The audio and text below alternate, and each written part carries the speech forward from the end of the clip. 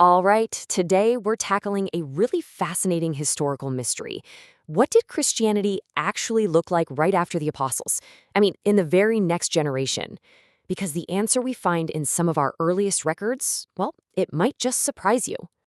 So let's picture this. The original apostles, Peter, Paul, John, all of them, they're gone. And that leaves this huge question mark hanging over history. Did the church they built just carry on as planned, or did things start to change right away? That's exactly what we're going to dive into, that critical early moment to see what the evidence really tells us. Now, to get to the bottom of this, we have to zoom in on a really specific window of time. We're not jumping ahead to 325 AD with the famous Council of Nicaea. Nope, we're going way, way earlier. Our focus is right here, around the year 110 AD. I mean, we're talking so early that the Apostle John might have only recently passed away. This is literally the very next generation. You know, to solve any mystery, what you really need is a good witness, right? Someone who was actually there. Well, for this period, history gives us a pretty incredible one. We're going to look at the writings of a man named Ignatius, the Bishop of Antioch, which was one of the most important hubs for early Christians. And this isn't just some random guy writing a century later. Ignatius was a student of the Apostle John himself. I mean, that's about as direct a link to the apostles as you can possibly get. And get this. Around 110 AD, he gets arrested and is marched across what is now Turkey, on his way to be executed in Rome. And along that final journey, he writes 7 letters. These letters are like a time capsule, an absolutely unfiltered snapshot of what Christians believed at that exact moment.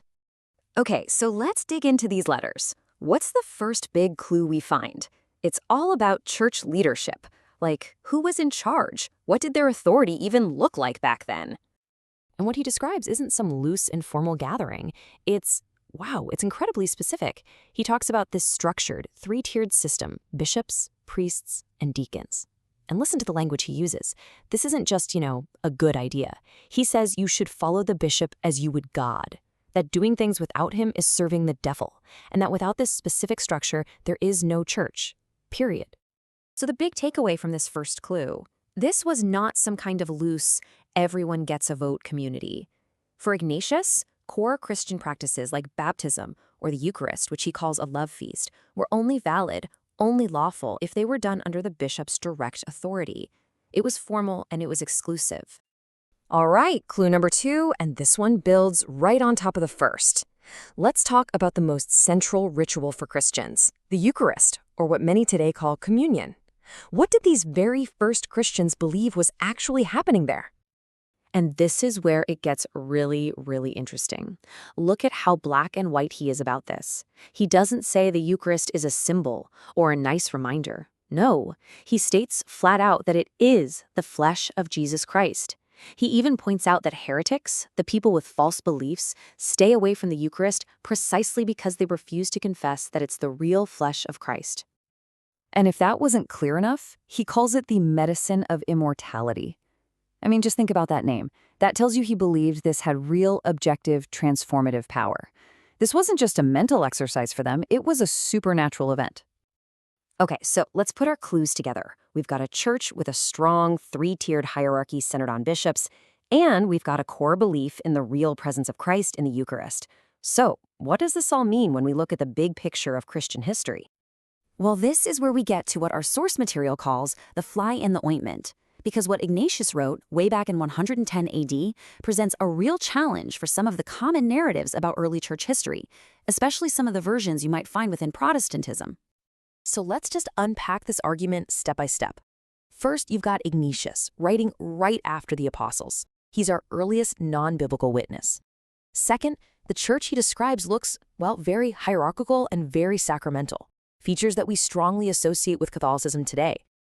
Which leads to the third step, the historical challenge. If this stuff was already present in 110 AD, it gets really hard to argue that these features were corruptions that were added centuries later. The timeline just doesn't seem to add up. So, for centuries, the main counter-argument was pretty simple. These letters must be fake. Early reformers like John Calvin read them and said, no way, this sounds way too Catholic to be this early. It has to be a forgery.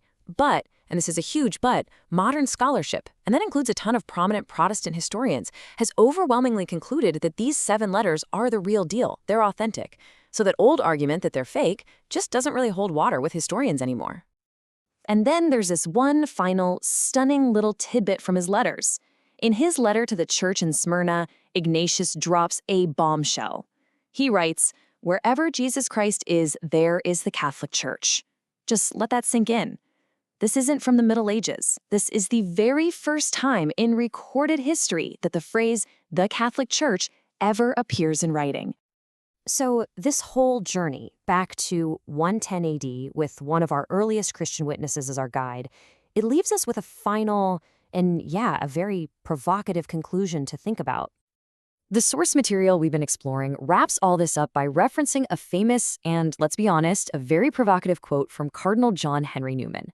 His line, "To be deep in history is to cease to be Protestant," really captures the source's main point, that when you look at the raw, unfiltered evidence from the earliest Christian writers like Ignatius, you find a picture of the church that poses a pretty big challenge to certain Protestant historical narratives. Now, of course, this is a deeply complex and debated topic with many different scholarly views, but the letters of Ignatius absolutely guarantee that any honest look at early Christianity has to wrestle with a central, lingering question: what did the very first Christians really believe and practice, right in the shadow of the apostles?